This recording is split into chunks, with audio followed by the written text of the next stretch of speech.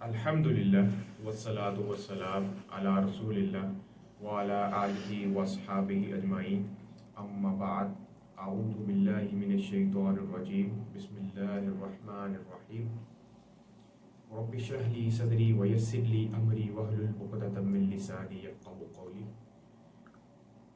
اللہم صلی علی محمد وعلی آل محمد رضیت باللہ ربا وبالاسلام دینا وبمحمد نبیا یا مقلب القلوب ثبت قلبی علی دینک اللہم اجرنا من النار آمین یا رب العالمین۔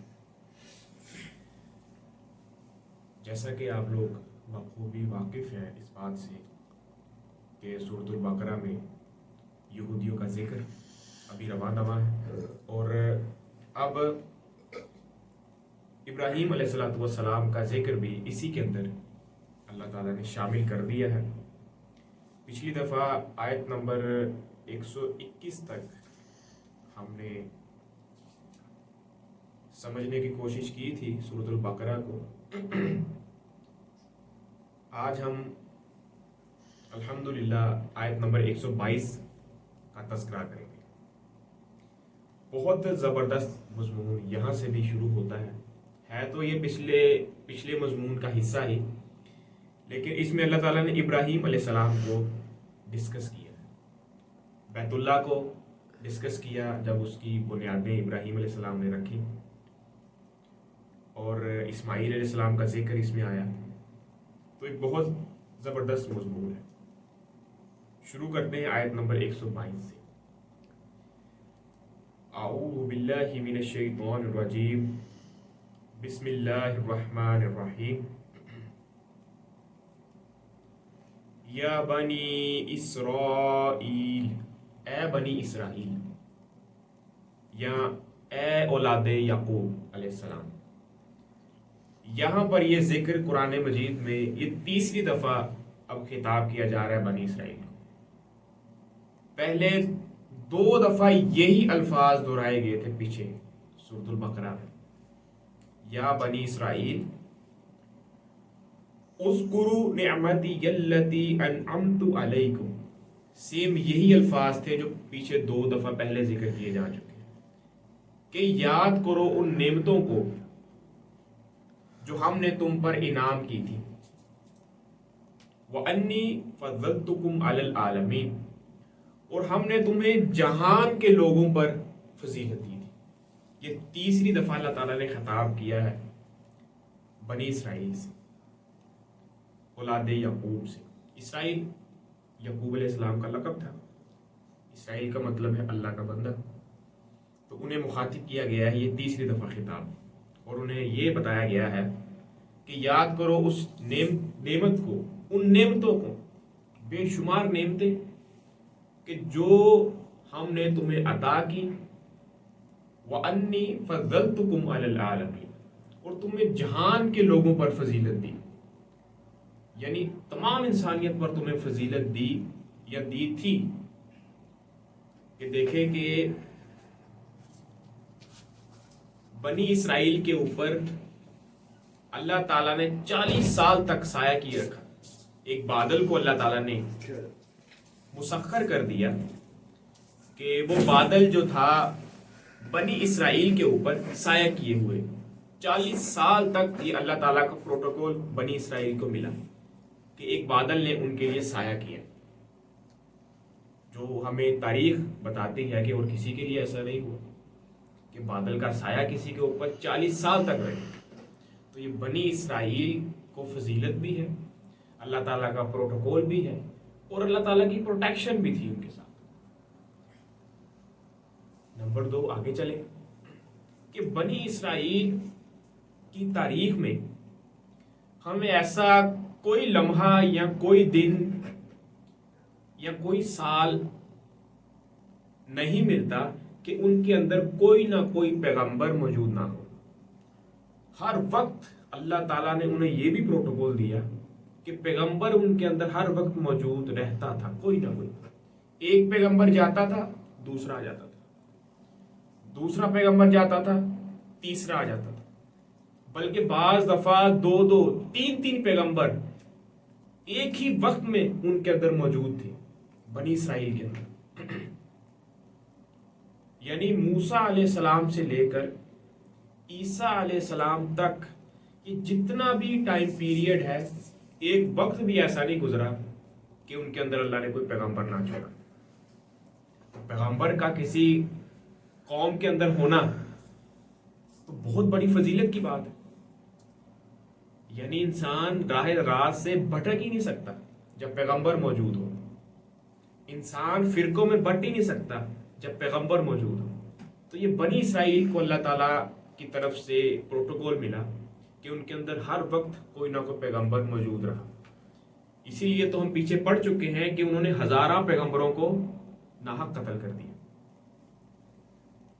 یہ بھی بات تائید کرتی ہے کہ ان کے اندر واقعی بے شمار اللہ تعالیٰ نے پیغمبر مبعوث کیے اور انہیں جہان کے لوگوں پر اللہ تعالیٰ نے فضیلت دی. پھر ایک اور اللہ تعالیٰ کی نعمت دیکھیں ان کے اوپر کہ اللہ تعالیٰ کی طرف سے تیار شدہ کھانا انہیں آیا کرتا تھا اور وہ کھاتے تھے.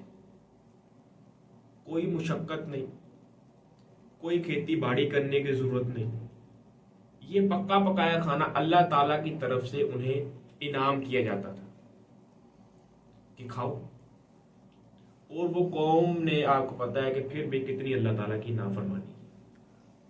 شاید اللہ تعالیٰ کی بے شمار نعمتیں ان کے اوپر آ گئی. انہوں نے کہا کہ ہم اللہ تعالیٰ کے اتنے پیارے ہیں، ہم اتنے لاڈلے ہیں کہ اللہ تعالیٰ نے ہمارے اوپر سایہ بھی کیا ہے، ہمیں کھانا بھی آتا ہے، پیغمبر بھی ہمارے اندر موجود ہے، پیغمبروں کو بھی ناحق مار رہے ہیں، کھانے کی بھی ناشکری کر رہے ہیں، اور ہر وقت پیغمبروں کو کوئی نہ کوئی ایذا پہنچائے. اور پھر اللہ تعالیٰ نے اب یہ تیسری دفعہ خطاب کر کے فرمایا کہ میری ان نعمتوں کو یاد کرو جو میں نے تم پر انعام کی تھی اور میں نے تمہیں جہان کے لوگوں پر فضیلت عطا فرمائی تھی. آگے اللہ تعالیٰ نے فرمایا وَاتَّقُوا يَوْمًا لَا تَجْزِي نَفْسٌ عَن نَفْسٍ شَيْئًا، اور ڈرو اس دن سے. یعنی قیامت کا دن یہاں پر ڈسکس اللہ تعالیٰ نے کیا. اچانک اللہ تعالیٰ اب یہاں پر قیامت کے دن کو لے کہ ڈرو اس دن سے جس دن کوئی شخص کسی دوسرے شخص کے کام نہیں آئے گا. بنی اسرائیل میں بہت طاقتور قسم کے لوگ بھی تھے.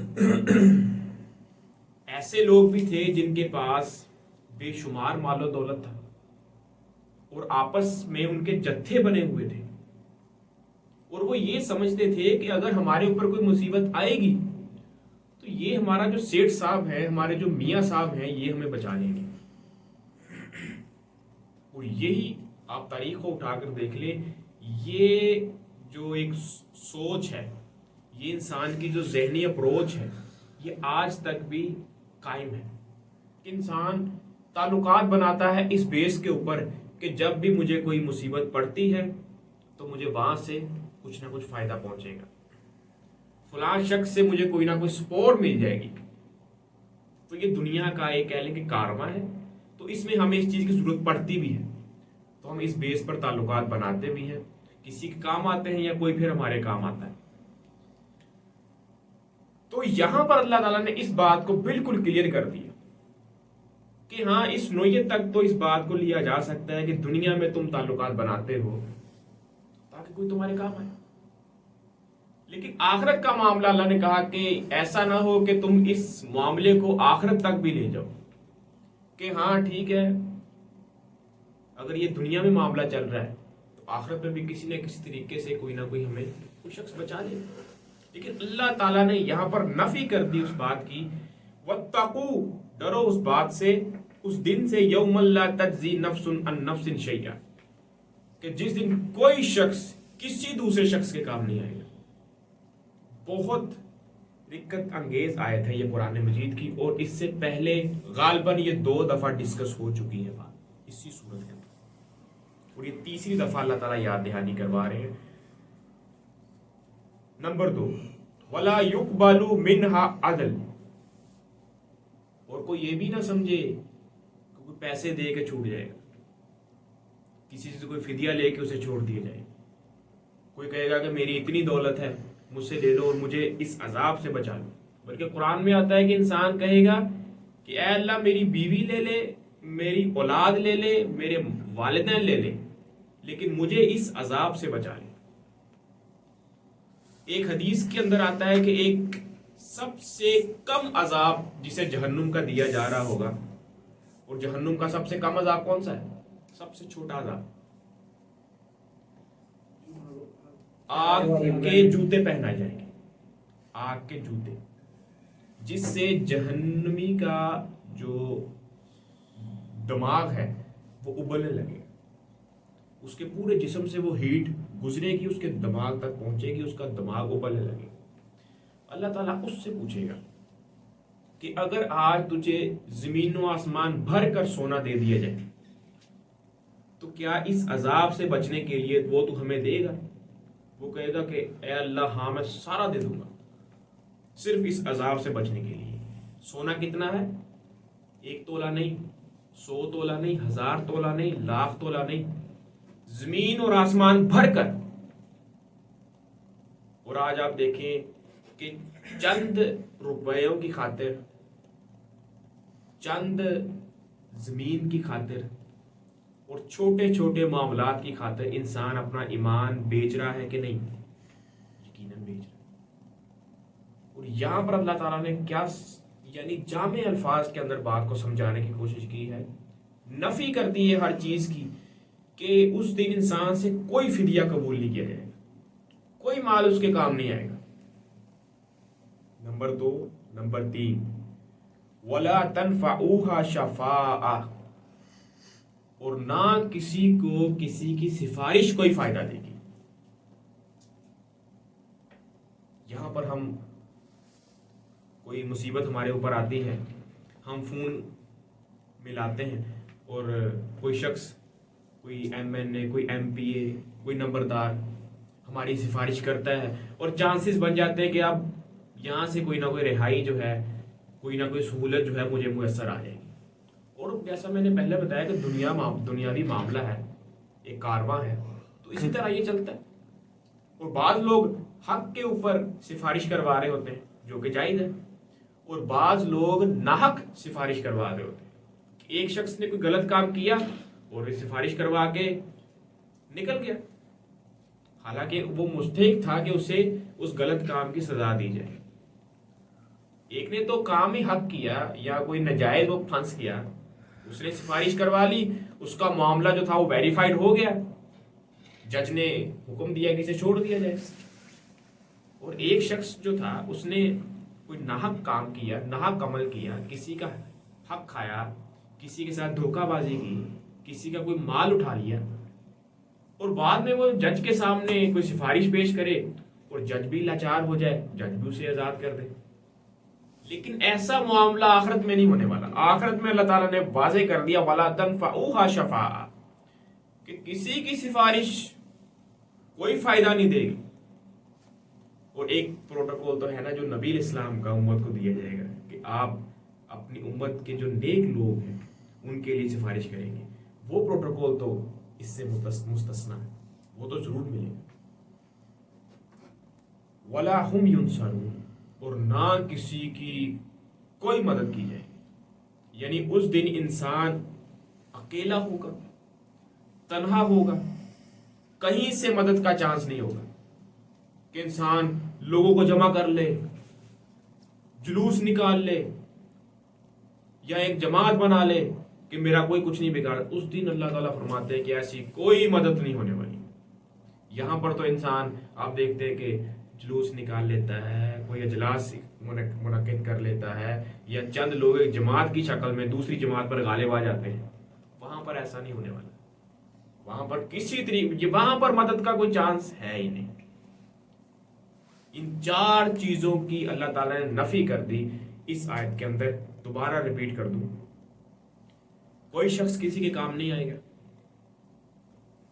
کسی سے کوئی فدیہ قبول نہیں کیا جائے گا، کسی کی سفارش کسی شخص کو فائدہ نہیں دے گی، اور کسی طریقے سے مدد نہیں کی جائے گی۔ یہ 4 باتیں اللہ تعالیٰ نے کلیئر کر دی اس آیت میں۔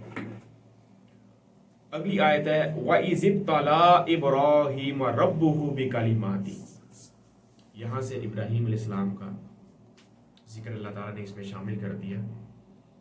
اور پچھلی دفعہ بھی میں نے بتایا تھا کہ ابراہیم علیہ السلام کا شمار ان پیغمبروں میں ہوتا ہے کہ ان کے بعد آنے والے تمام پیغمبروں کو اللہ تعالیٰ نے یہ حکم دیا کہ ابراہیم علیہ السلام کی اتباع کرنی ہے. حتیٰ کہ سورۃ النحل کی آیت نمبر 123 میں 123 آیت میں اللہ تعالیٰ نے نبی علیہ السلام کو بھی یہی حکم دیا کہ ابراہیم علیہ السلام کی ملت کی اتباع کرو جو یکسو مسلمان تھے اور وہ مشرک نہیں تھے.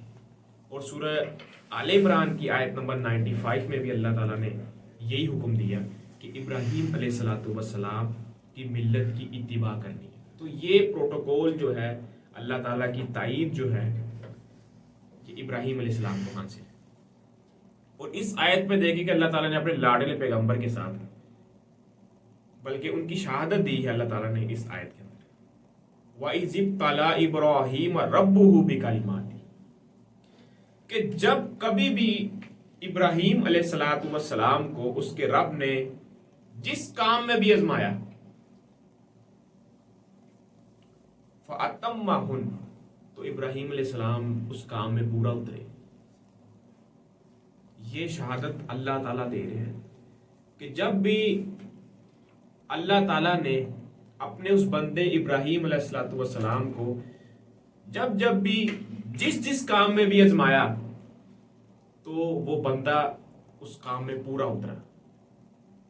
رتی برابر بھی نافرمانی نہیں کی بلکہ 100% اس امتحان میں وہ پاس ہوئے. قال پھر اللہ تعالیٰ نے فرمایا انی جاعلوک للناس اماما کہ اب میں تمہیں لوگوں کا امام بناؤں گا. یہ اللہ تعالیٰ نے کہا.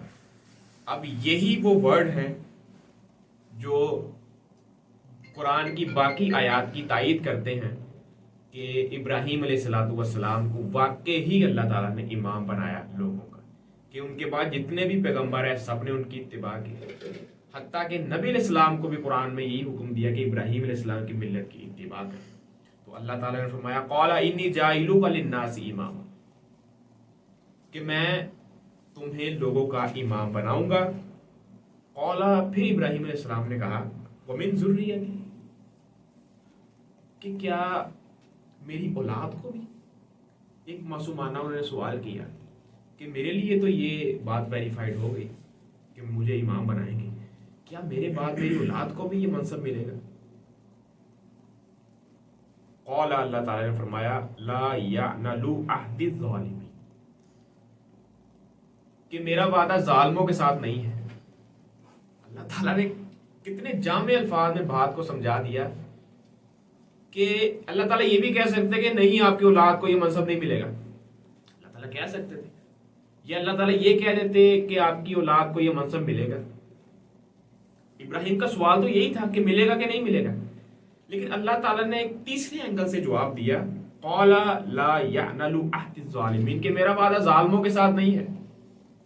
یعنی اس سے یہ بات پتہ چلی کہ جو شخص بھی اللہ تعالیٰ کے دین کی سربلندی کے لیے کھڑا ہوگا, جو شخص بھی اللہ تعالیٰ کے دین کو لوگوں تک پہنچانے کی کوشش کرے گا, اور جو شخص بھی حلال کو حلال حرام کو حرام سمجھے گا اور اللہ تعالیٰ کی فرما برداری میں زندگی گزارے گا, تو یہاں پر اللہ تعالیٰ کا کہنا یہ ہے کہ میرا وعدہ ان لوگوں کے لیے, ظالموں کے لیے نہیں. تو آج دیکھیں کہ امت مسلمہ جو ہے یہ کیوں اتنی دھکے کھا رہی ہے, کیوں اتنی پست کر دی گئی ہے؟ اسی وجہ سے کیونکہ ہم نے اپنے اصل مقصد کو چھوڑ دیا. آگے جب ہم قرآن مجید کی سورہ آل عمران پڑھیں گے, اس سے اگلی سورت ہے, اس کی آیت نمبر 110 میں ہم یہ پڑھیں گے کنتم خیر امۃ اخرجت للناس کہ اب ہم نے تمہیں امت وسط بنایا ہے. کیوں؟ اسی آیت کے آگے آئے گا کہ تم لوگوں کو نیکی کا حکم دیتے ہو, برے کاموں سے روکتے ہو. جب ہم نے یہ کام ہی چھوڑ دیے، نیکی کا حکم دینا چھوڑ دیا، لوگوں کو برے کاموں سے روکنا چھوڑ دیا، تو پھر ظاہری بات ہے کہ آج اگر ہم پستی کا شکار ہیں تو اسی وجہ سے ہے، کیونکہ اللہ تعالیٰ کا وعدہ تو ظالموں کے ساتھ پورا نہیں ہونا۔ اللہ تعالیٰ کا وعدہ اسی صورت میں پورا ہوگا جب ہم ابراہیم علیہ الصلوۃ والسلام اور محمد رسول اللہ صلی اللہ علیہ وسلم کے طریقے پر عمل کریں گے، تو اسی وقت یہ وعدہ پورا ہوگا۔ تو اللہ تعالیٰ نے یہاں پر اس بات کو واضح کیا۔ اگلی آیت بھی بہت نمبر 125 بہت زبردست آیت ہے۔ وَإِذْ جَعَلْنَا الْبَيْتَ مَثَابَةً لِلنَّاسِ، اور ہم نے بیت اللہ کو لوگوں کے لیے ثواب و امنا اور امن کا مقام بنایا۔ اللہ کا گھر جو مکہ میں ہے، اللہ تعالیٰ فرماتے ہیں کہ ہم نے اسے لوگوں کے لیے ثواب اور امن کا گھر بنایا۔ وَاتَّخِذُوا مِن مَّقَامِ إِبْرَاهِيمَ مُصَلًّى، اور ابراہیم اور حکم دیا کہ مقام ابراہیم کو جائے نماز کی جگہ بناؤ۔ وَأَعِدْنَا إِلَىٰ إِبْرَاهِيمَ وَإِسْمَاعِيلَ، اور ہم نے وعدہ لیا ابراہیم علیہ السلام سے اور اسماعیل علیہ السلام سے، أَن طَهِّرَ بَيْتِيَ لِلطَّائِفِينَ، کہ میرے گھر کو صاف رکھو طواف کرنے والوں کے لیے، والعاکفین اعتکاف کرنے والوں کے لیے، والرکع السجود اور رکوع اور سجود کرنے والوں کے لیے۔ سب سے پہلے اللہ تعالیٰ نے فرمایا کہ میں نے بیت اللہ کو لوگوں کے لیے ثواب، اب دیکھیں کہ وہاں پہ ہم جب عمرہ کے لیے یا حج کے لیے جاتے ہیں تو ایک وہ مقام ہے جو ہمیں ثواب کا ذریعہ بنتا ہے۔ پھر امن، آج بھی پوری دنیا کا سب سے زیادہ امن والا جو علاقہ ہے، جو شہر مانا جاتا ہے، وہ مکہ ہے، اور جو اس کا مقام جس پہ بیت اللہ جہاں پر تعمیر کیا گیا، سب سے زیادہ سکون اور سب سے زیادہ امن اسی جگہ پر ہے۔ تو میرے ایک دوست ہیں، وہ پچھلے ہفتے عمرہ کر کے آئے، میں ان سے ملاقات کرنے کے لیے گیا، میں نے ان سے سارا کچھ پوچھا شروع سے لے کے آخر تک، کہ جب آپ عمرہ کے لیے گئے تو آپ نے جب پہلی دفعہ بیت اللہ کو دیکھا تو آپ کو کیا محسوس ہوا؟ تو انہوں نے بتایا کہ ہمارا جو ہوٹل تھا وہ بیت اللہ کے پاس ہی تھا، تو میں نے یہ سوچا تھا کہ میں جب بیت اللہ کو دیکھوں گا تو میں یہ اس طرح دیکھوں گا کہ بیت اللہ بالکل میرے سامنے ہو۔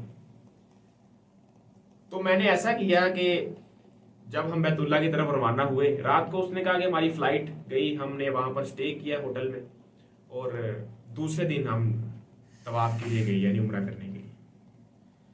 تو اس نے بتایا کہ میں لوگوں کے ساتھ ساتھ چل رہا تھا اور میری نظریں نیچے تھیں، کیونکہ اس نے بتایا کہ جب میں نے بیت اللہ کو پہلی دفعہ دیکھنا تھا تو اس وقت میں نے اللہ تعالیٰ سے کوئی خصوصی دعائیں کرنی تھی، تو اس نے کہا کہ میری نظریں نیچی تھیں اور میں لوگوں کے قدموں کی طرف دیکھتے دیکھتے چل رہا تھا، اور جب بیت اللہ کا جو صحن آیا اور ایک روشنی پڑی، اس نے کہا کہ میں سمجھ گیا کہ اب اگر میں نظر جب بھی اٹھاؤں گا تو اللہ کا گھر جو ہے وہ میرے سامنے ہوگا۔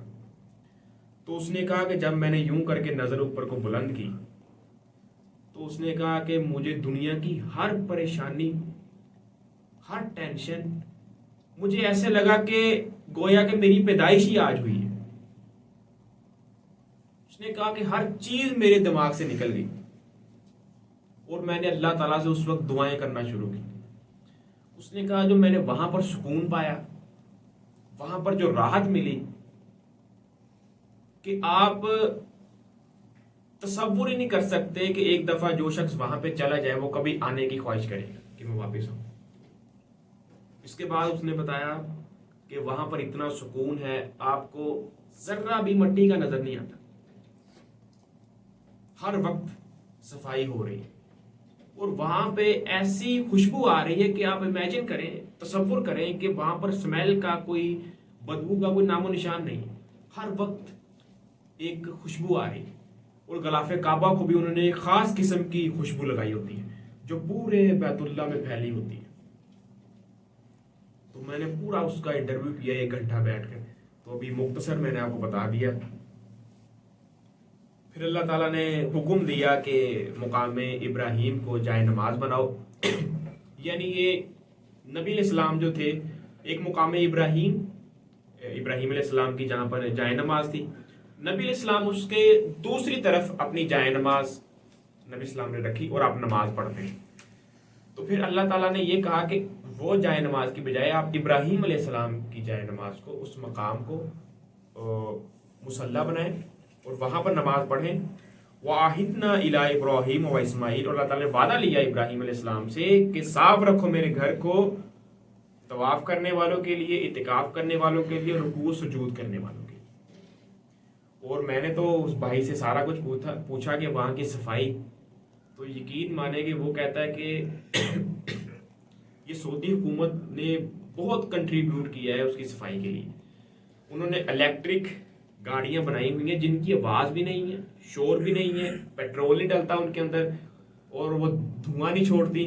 वो आपके पास से गुजर जाएंगी, आपको पता भी नहीं चलेगा कि आपके पास से कोई सफाई वाली गाड़ी गुजर के गई है। और तकरीबन 4000 वर्कर हैं जो इस वक्त सिर्फ बैतुल्लाह में सफाई पर मामूर किए हुए। 4000 के करीब लोग हैं जो सिर्फ हर वक्त सफाई कर रहे हैं। एक मिनट एक सेकंड भी वहां की सफाई नहीं रुकती।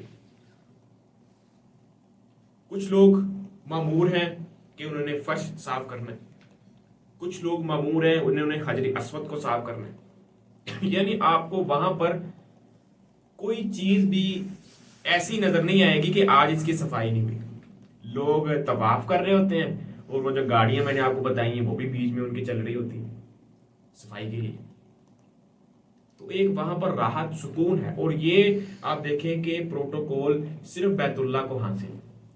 आज भी दुनिया का सबसे ज्यादा जहां पर लोग विजिट के लिए जाते हैं, सबसे ज्यादा आज भी बैतुल्लाह ही है जहां सबसे ज्यादा लोग विजिट के लिए जाते हैं। दुनिया की कोई कंट्री, कोई मकाम ऐसा नहीं है जहां पे पूरी दुनिया से लोग विजिट के लिए जाते हैं। बैतुल्लाह आज भी नंबर 1 पर है। सबसे ज्यादा लोग वहां पर जाते हैं उम्रा करने के लिए, हज करने के लिए। ये प्रोटोकॉल अल्लाह के घर को हासिल। और फिर देख लें दुनिया की बड़ी से बड़ी इमारतें हैं, लाखों नहीं, करोड़ों नहीं, अरबों डॉलर खर्च हुए उन इमारतों की तामीर के ऊपर। और खूबसूरती तो आप पूछे ही ना, कितने आला किस्म के उन्होंने बना दिए वो, लेकिन वो मकाम भी बैतुल्लाह का मुकाबला नहीं कर सकते। तो ये अल्लाह ताला का प्रोटोकॉल है। और अल्लाह ताला ने हुक्म दिया था इब्राहीम अलैहिस्सलाम को और वादा लिया था उनसे कि मेरे घर को साफ रखना। तो इसी से हमें भी चाहिए कि हमारी जो मसाजिद हैं, जहां तक हमारे लिए मुमकिन है, हमें उनकी सफाई का ख्याल रखना चाहिए। व इस कौला इब्राहीम रब्बिज अल हाजा बालादा, और इब्राहीम अलैहिस्सलातु वस्सलाम ने दुआ की कि ए परवरदिगार, इस शहर को अमन वाला बना।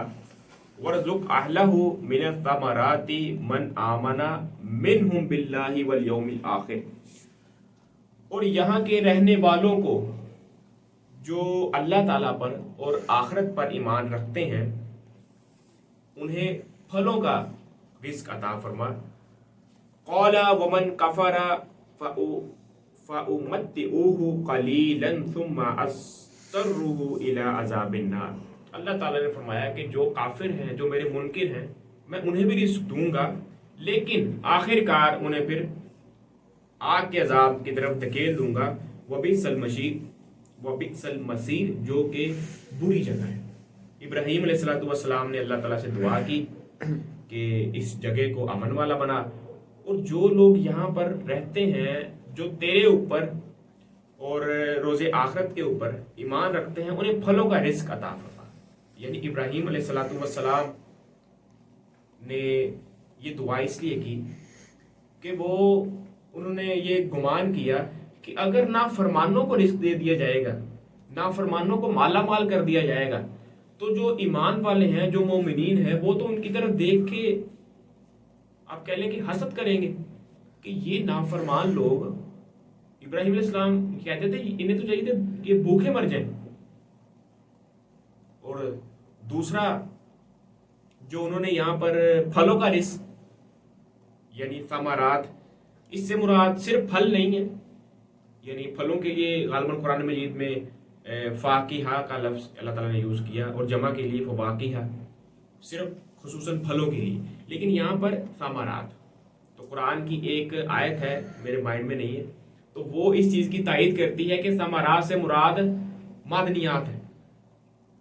आज भी देखें कि मुसलमान ममालिक के पास बेशुमार मादनियात है।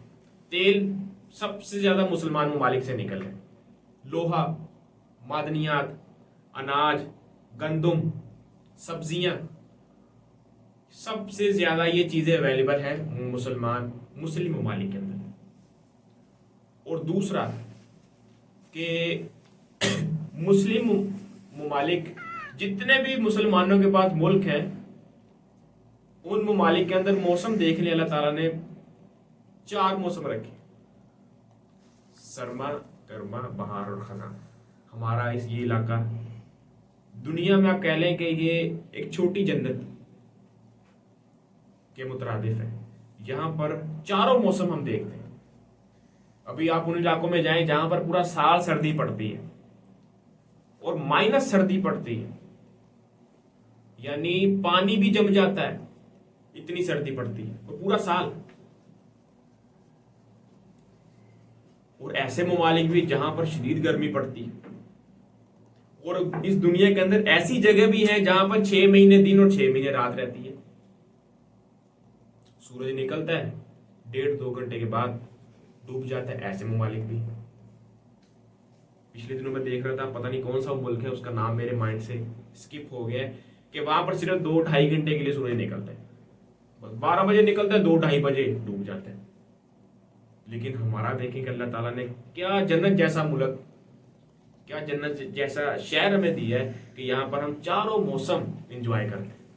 वो अलग बात है कि इंसान कोई यूरोप मुल्क को देख के, यूके या इंग्लैंड को देख के कहे कि वो ज्यादा बेहतर है। नहीं, हमारा ये जो है, वहां पर भी ये सहूलियत मुयसर नहीं है कि आपको चारों मौसम मिले। तो अल्लाह ताला ने आपको जहां पर रखा होता है, उसी जगह पर अल्लाह ताला का शुक्र अदा करने की आदत डालनी चाहिए। सिर्फ 2 आयात हैं, 3। वइज़ यरफ़उ इब्राहीमुल क़वाइदा मिनल बैति व इस्माईल।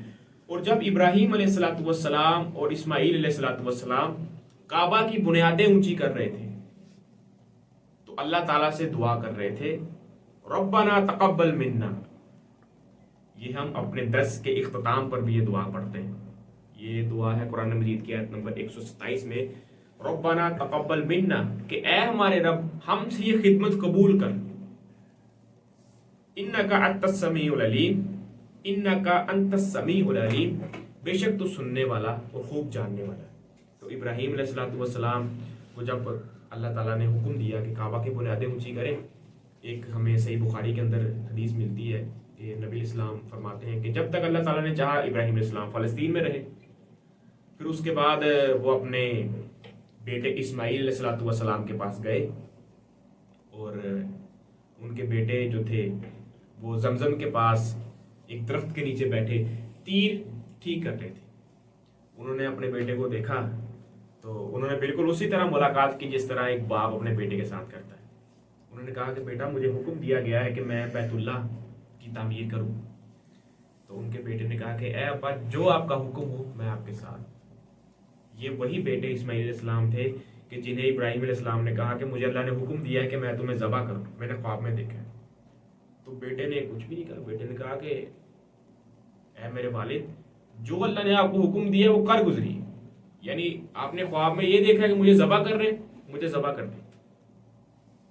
इसीलिए तो अल्लाह ताला ने कहा कि जब जब जिस काम में अल्लाह ताला ने इब्राहीम अलैहिस्सलाम को आजमाया, इब्राहीम अलैहिस्सलाम उसमें पूरा उतरे।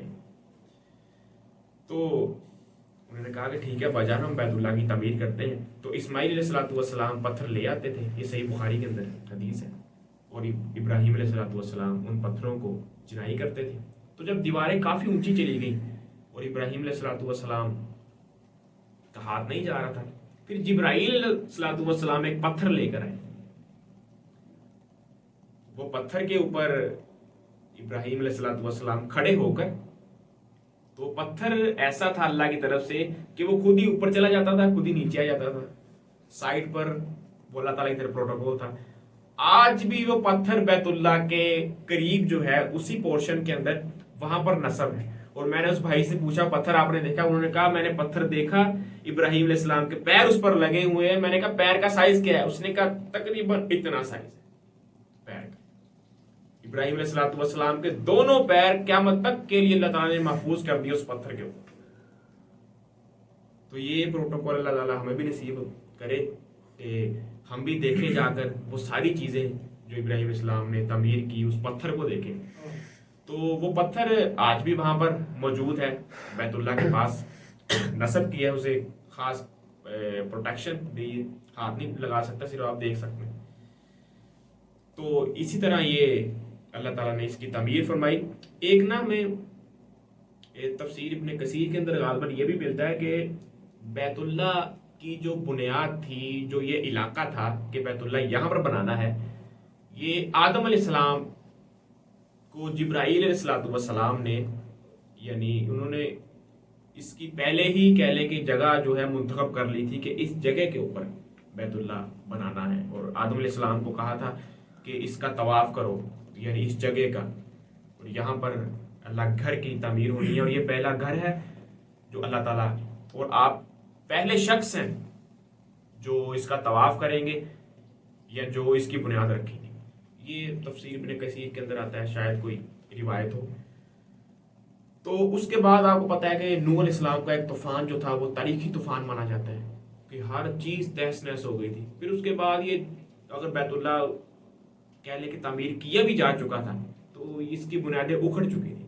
پھر اللہ تعالیٰ نے دوبارہ ابراہیم علیہ السلام سے اسی جگہ سے اس کی بنیادیں اٹھائی۔ ربنا وجعلنا مسلمین لک، ابراہیم علیہ السلام نے دعا کی اے ہمارے پروردگار ہمیں اپنا فرما بردار بنا لے، ومن ذریاتنا امتا مسلمات لک، اور ہماری اولاد میں سے بھی ایک جماعت کو اپنا فرما بردار رکھنا، وآرینا مناسکانا وتب علینا، اور ہمیں حج کے مسائل سکھا، یعنی اب ہم نے بیت اللہ کی تعمیر کی ہے، ہمیں حج کے مسائل بھی سکھا، وتب علینا، اور ہماری توبہ قبول فرما، انکا انت التواب الرحیم، بے شک تو خوب توبہ قبول کرنے والا اور رحم کرنے والا ہے۔ انہوں نے کون سا کوئی گناہ کیا تھا؟ بلکہ وہ تو اللہ تعالیٰ سے دعائیں کر رہے ہیں کہ اے اللہ ہم تو حقیر سے لوگ ہیں، یہ اتنی بڑی خدمت انہیں ہم سے کیسے لے لی؟ ہم تو اپنے آپ کو اس قابل نہیں سمجھتے کہ تیرے گھر کی بنیاد ہم رکھیں۔ تو وہ دعائیں کرتے جا رہے ہیں اللہ تعالیٰ سے، اور یہ کہتے جا رہے ہیں کہ اے اللہ ہمیں بھی اپنا فرما بردار بنا لے، اور ہماری اولاد میں سے بھی ایک جماعت کو اپنا فرما بردار بنا لے۔ تو اولاد میں سے تو اللہ تعالیٰ نے پیچھے اس بات کو کلیئر کر دیا کہ اولاد کی صورت میں بنے گی اگر وہ ظالم نہیں ہوگی۔ تو یہ بھی ابراہیم علیہ السلام کا بہت بڑا حوصلہ تھا کہ وہ اپنے لخت جگر یعنی حضرت حاجرہ علیہ السلام کو ایک ویران وادی کے اندر چھوڑ کر چلے گئے تھے۔ اللہ تعالیٰ کا حکم تھا کہ اپنی بیوی اور اپنے بیٹے اسماعیل، آپ کو پتا ہے کہ اللہ تعالیٰ نے ابراہیم علیہ السلام کو کتنے سال بعد اولاد دی؟ 87 سال کی عمر میں پہلا بیٹا دیا اسماعیل علیہ السلام۔ 87 سال کی عمر میں ابراہیم علیہ السلام کو اولاد دی اسماعیل علیہ السلام۔ اور جب آپ 97 یا 98 سال کے ہوئے اور آپ کا بیٹا 10-12 سال کا ہوا تو اللہ تعالیٰ نے حکم دیا کہ اسے ذبح کرو۔ پہلے ازمائش، دوسری ازمائش، 87 سال کے بعد جو بیٹا دیا اس سے بھی کہا کہ ذبح کرو۔ پھر اللہ تعالیٰ کے حکم سے آپ اپنی بیوی کو حضرت حاجرہ کو اور اسماعیل علیہ السلام کو اس وادی میں چھوڑ آئے تھے۔ اس وقت آپ نے یہ دعائیں کی تھی جو ہم نے پیچھے ڈسکس کی کہ اس شہر کو امن والا شہر بنا دیں، اور یہاں کے رہنے والوں کو جو اللہ پر ایمان رکھتے ہیں، جو روز آخرت پر ایمان رکھتے ہیں، انہیں رزق عطا فرما۔